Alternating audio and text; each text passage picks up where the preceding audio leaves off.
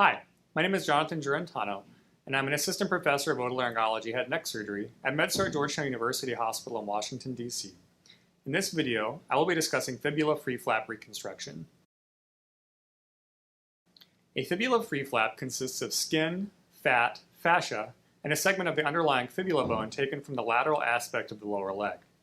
This flap of tissue is supplied by branches of an artery called the perineal artery and its associated veins. The artery supplies blood flow to the flap, and the veins drain blood flow away from the flap. The fibula flap is removed from the lower leg along with its artery and vein, and then transferred to the area of your head and neck which needs reconstruction, most commonly the upper or lower jaw. The fibula bone is cut into pieces to fit the shape of the defect, and the bone is secured into place using titanium plates and screws. The flap artery and vein are then connected to an artery and vein in the neck in order to reestablish the blood flow within the flap. If your surgery requires removal of lymph nodes in the neck, then the blood vessels in the neck can be accessed through the existing neck incision. If your surgery does not require lymph node removal, then I will use a small incision either under your jaw or in front of your ear to access an artery and a vein. Reconnecting the blood vessels requires meticulous technique, as the blood vessels have a diameter of only 1 to 2 millimeters, and the sutures used are finer than a human hair. The surgery to reconnect the blood vessels is performed under high magnification using a surgical microscope. Depending on the complexity of the defect, total surgical time is usually between 8 to 12 hours. The fibula free flap is used to reconstruct bony defects in the head and neck. This is most commonly defects of either the upper or lower jaw bones that are removed for cancer surgery. Before planning a fibula free flap, we need to ensure that there is good blood flow through the arteries in your lower leg. Most people normally have 3 arteries supplying blood flow to the lower leg and foot: the anterior tibial artery, the posterior tibial artery, and the perineal artery. During fibula free flap surgery, the perineal artery is removed, leaving the anterior tibial artery and posterior tibial artery to supply the ankle and foot. In some people, there may be calcifications inside of the arteries that limit blood flow to the foot, and in rare instances, there is the absence of one or more of these arteries. If the only artery supplying the lower leg was to be removed in this case, then there could be no blood flow to the lower leg and foot, which could cause limb ischemia. In order to evaluate the blood vessels to the lower leg before surgery, I will have you undergo a CT angiogram. If all 3 blood vessels are not patent and flowing well in the leg, then a different type of flap will need to be used for your reconstruction. Because we do not want excessive bleeding during surgery, we would like for you to stop taking any medications that can cause bleeding. This includes drugs such as aspirin, Plavix, and Coumadin, as well as non-steroidal anti-inflammatory drugs such as ibuprofen or Motrin. In general, Tylenol is the only over-the-counter pain reliever that does not cause bleeding problems, so it is safe to use for the week before your surgery. Because you will be under anesthesia for at least 8 hours, do not eat or drink after 12 midnight on the night before surgery. This will lessen the risk of nausea, vomiting, and possible aspiration of foods, which could cause an aspiration pneumonia. It is okay to take your regular medications with a small sip of water the morning of surgery, if so instructed by one of the physicians or nurses. The routine hospital stay after fibula free flap surgery is 7 to 10 days. The first 3 days are spent in the intensive care unit. This is not because you are so ill that you need to be in the ICU, but because the flap needs to be constantly monitored. Because the biggest risk after free flap surgery is that a blood clot could form within the flap artery or vein, the blood flow to the flap site will be checked every hour by the ICU nurses for the first 3 days after surgery. This will be done with an ultrasound probe called a Doppler. Your doctors and nurses will also be checking the color of the flap, the temperature of the flap, and for excessive flap swelling. Sometimes the doctors may prick the flap with a small needle to ensure that the flap is bleeding bright red blood. Rest assured this does not cause any pain, as the flap does not have any sensation. The vast majority of complications within free flaps occurs within the first 72 hours after surgery. As such, once you are more than 3 days out from surgery, as long as you are doing well, you will then be transferred to a routine surgical floor for the remainder of your stay. Once you are on the floor, the nurses will continue to check the flap using the Doppler, but this will occur every 4 hours rather than every hour. If the free flap involves your mouth or throat, you will usually have a breathing tube placed into your trachea called a trach tube. Because of swelling that is expected after surgery, your airway could be possibly compromised without a trach. The trach tube is almost always removed before you go home, and the hole in the windpipe will heal on its own within a few days without the need for stitches. For the first few days that the trach is in place, it can sometimes be difficult to speak normally. This is only temporary, and you can still communicate with your doctors and nurses by writing. The initial trach tube that is placed has a cuff on the end in case you need to be on the ventilator after surgery. Several days after surgery, we replace the cuffed trach tube with an uncuffed trach tube. Once the uncuffed trach tube is placed, it is generally much easier for you to speak. If surgery affects your mouth or throat, you will not be able to eat by mouth immediately after surgery.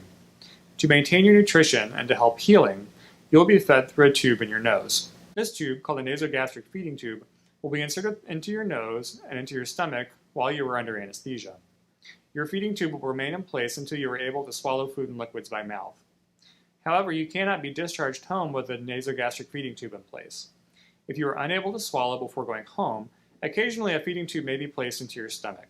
This is called the gastrostomy tube, and it is usually placed by one of the interventional radiologists or gastroenterologists. Gastrostomy tubes are temporary, and if you're able to swallow again, the gastrostomy tube can be removed. To remove accumulated blood and fluid from the operative sites, drains will be placed under the skin of your neck and sometimes within the free flap donor site itself. These drains will remain in place until fluid drainage is decreased to less than 30 milliliters over 24 hours. The donor site on your lower leg is often able to be closed in a straight line with sutures beneath the surface of the skin, followed by a layer of staples on the surface. Sometimes the lower aspect of the incision is unable to be closed primarily, and in this case, we require the use of a skin graft. In order to remove any excess fluid or blood from the donor site, a vacuum drain is inserted at the time of surgery.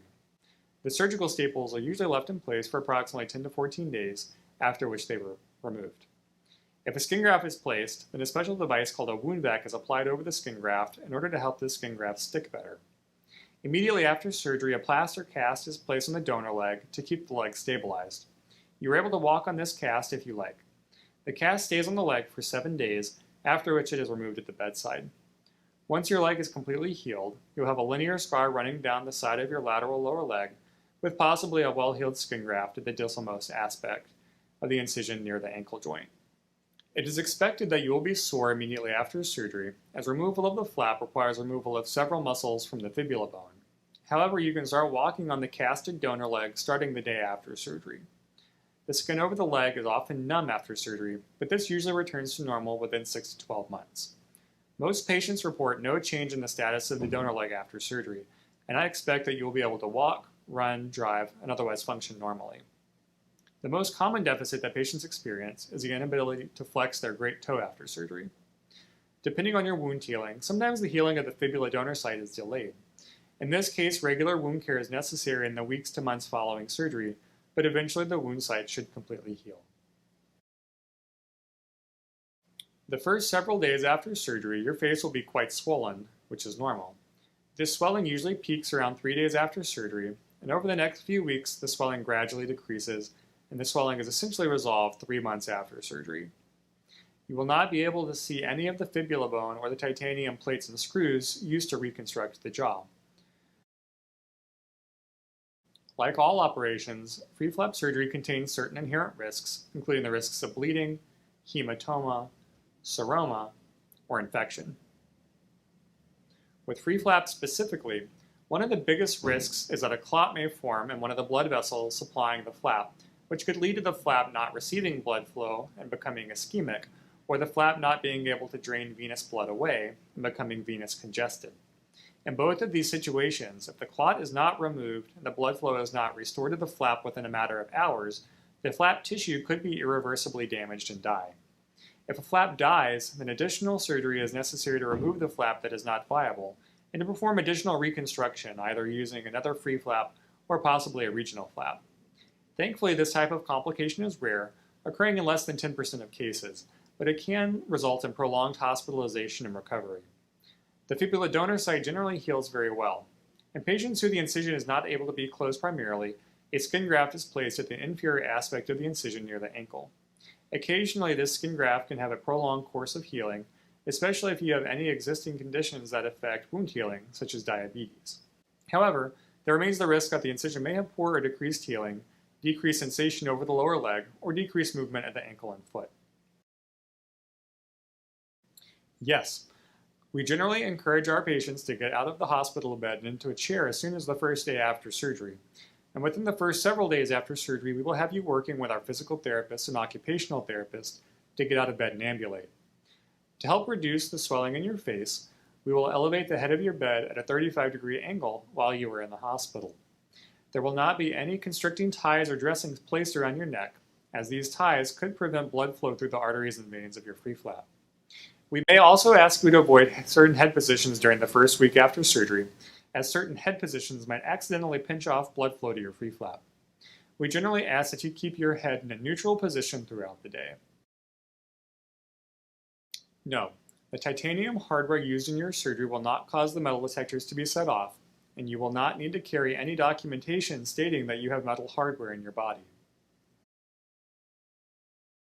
Yes, once you have had a fibula free flap, as long as the bone heals as we intend it to, if you wish to have dental implants placed into the fibula bone after you have completed your radiation therapy, this is always an option. If you wish to have implants placed, this is performed by one of my colleagues in oral and maxillofacial surgery, and I would help to arrange this for you. No, nothing is necessary to replace the missing fibula bone in your leg, as the tibia bone is left undisturbed during surgery, and this is the bone that provides the strength and structure to the lower leg. Yes, as Georgetown is an academic teaching hospital, residents and medical students are typically present for fibula free flap reconstructions. Residents are physicians who have graduated from medical school, but who are learning the additional skills in the operating room and clinic to become surgeons. While I am always in charge of the operation, complex head and neck surgery requires multiple sets of hands to be performed efficiently and safely. Once the operation is over, the residents serve as our eyes and ears for our patients who are recovering in the intensive care unit and on the floor. One of our residents is in-house and on call 24 hours per day, so they are always on hand to help manage any issues that might arise. I firmly believe that the presence of residents and medical students in the hospital is a benefit to patient care. If you have visible staples or sutures in your incisions, I will have you apply a topical emollient such as Aquaphor to the wound site twice each day. Once your sutures or staples are removed, I will continue to have you apply Aquaphor to the incisions twice daily for 1 month after surgery. If you have a skin graft present on your lower leg, I will have you place a piece of Vaseline gauze over this, followed by a Curlex wrap to protect the skin graft until it completely heals. After the first month of healing, you may use Mederma for an additional 2 months if you wish to help optimize scar healing. We generally start all of our patients who have undergone free flap surgery on a baby 81 mg aspirin to help thin the blood and prevent clots from occurring in the flap vessels. You will take the baby aspirin for 1 month after surgery. After 1 month, you can stop this medication. If you were taking a blood thinning medication prior to your surgery, then we will restart you on this medication after. You will also be provided with a prescription for a pain medication to take on an as-needed basis.